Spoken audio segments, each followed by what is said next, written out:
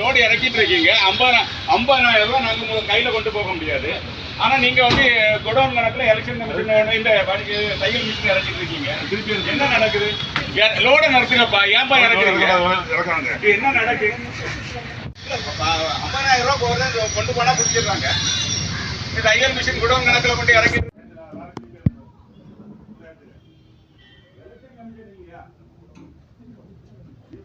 அதுக்கப்புறம் நாளை கழிச்சு நைட்ல என்ன நடக்குன்னு எங்களுக்கு தெரியாதுல்ல மேடம். நாங்க சீல் வச்சு ஆளை வந்து பார்க்க போறோமா, நீங்க அதிகாரி மாறிடுவாங்க. அதுக்கப்புறம் அந்த அதிகாரி சொல்லுவாங்க எங்களுக்கு தெரியாது, அப்படியா சீல் வச்சிருந்தான்னு கேட்பாங்க. போலீஸ் வேண்டாம், அதை திருப்பி அனுப்புங்க. இங்க என்ன எதுக்கு இறக்குறீங்கன்னு சப்போர்ட்டிங்கா இருக்கீங்க. ஆமா, நடவடிக்கை விஷயம் அனுப்ப முடியாது மேடம், ஏன் அனுப்ப முடியாது?